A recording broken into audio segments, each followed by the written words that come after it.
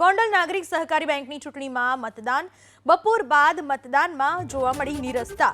અત્યાર સુધીમાં 7,000 સભાસદોએ મતદાન કર્યું। 5 કલાકમાં માત્ર 12% જ મતદાન થયું છે। મતદાન પૂર્ણ થવાને હવે માત્ર 2 કલાક બાકી છે। નાગરિક સહકારી બેંકમાં કુલ 56,000 સભાસદો છે। ગોંડલ નાગરિક સહકારી બેંકની ચૂંટણી માટે આજે મતદાન થઈ રહ્યું છે। બપોર બાદ હવે મતદાનમાં નીરસતા જોવા મળી રહી છે। અત્યાર સુધીમાં 7,000 સભાસદોએ મતદાન કરેલું છે। 5 કલાકમાં 12% મતદાન થયું। હવે ગણતરીના કલાકો બાકી છે। કુલ 56,000 સભાસદો છે નાગરિક સહકારી બેંકમાં અને અત્યાર સુધી માત્ર 7,000 સભાસદોએ મતદાન કર્યું છે।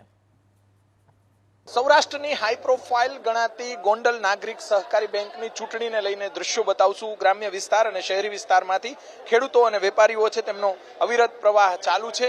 અત્યારે પણ જોઈ શકાય છે કે મતદારોની અંદર બપોર બાદ થોડો ઉત્સાહમાં ઘટાડો થયો છે, પરંતુ સઘન સુરક્ષા વ્યવસ્થા વચ્ચે અત્યારે જોઈ શકાય છે। તમે ઉમેદવાર છો, કેવો માહોલ છે, શું કહેશો? સારો, કોઈ જાતની તકલીફ નથી। બંને તરફે કેવો માહોલ? ગ્રામ્ય વિસ્તારમાંથી કેટલા લોકો અત્યારે આવી રહ્યા છે? ઘણું ગામરેનું મતદાન બહુ સારું રહ્યું છે। કેવો માહોલ છે દાદા?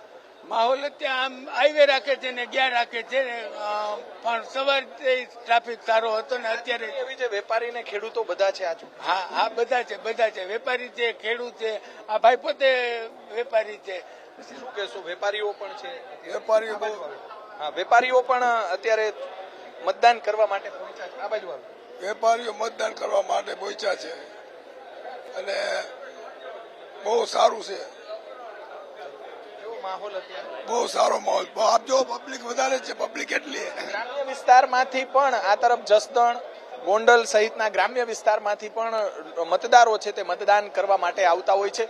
ચુસ્ત પોલીસ બંદોબસ્ત વચ્ચે શાંતિપૂર્ણ માહોલમાં આ ચૂંટણી અત્યારે યોજાઈ રહી છે। એક બાદ એક મતદારો આવી રહ્યા છે। બેન, કેવો માહોલ છે અત્યારે ચૂંટણીનો? ચૂંટણીનો માહોલ બહુ છે।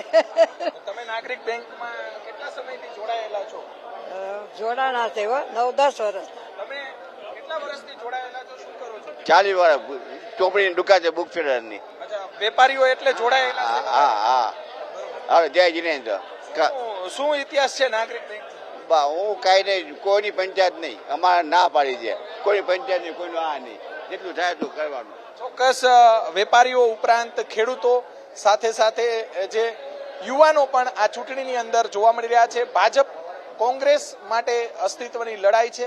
જે પૂર્વ ધારાસભ્ય જયરાજસિંહ જાડેજા છે, તેના પુત્ર ગણેશ જાડેજા છે, તેઓ પણ ચૂંટણી લડી રહ્યા છે। તેને લઈને આ એમની પ્રથમ ચૂંટણી છે સહકારી ક્ષેત્રને લઈને, એટલે જ આ ચૂંટણી હાઈ પ્રોફાઇલ માનવામાં આવે છે। સૌરાષ્ટ્રના રાજકીય આગેવાનો, ખેડૂતો અને સહકારી આગેવાનો છે, તેમની પણ આ ચૂંટણીને લઈને નજર જોવા મળી રહી છે। આવતીકાલ સવાર સુધીની અંદર રિઝલ્ટ આવી જશે। ભાજપના 11 ઉમેદવારો મેદાનમાં છે, કોંગ્રેસના 11 ઉમેદવારો, જે યતીશ દેસાઈના 11 ઉમેદવારો છે કોંગ્રેસ પ્રેરિત પેનલના, અને 1 ઉમેદવાર અપક્ષ છે। આવતીકાલે સવાર સુધીમાં ખબર પડશે કે નાગરિક બેંક ગોંડલની અંદર કોણ જીતશે, કોણ હારશે। કેમેરામેન શુભ આશિયાની સાથે પરાક્રમસિંહ જાડેજા, એબીપી અસ્મિતા, રાજકોટ।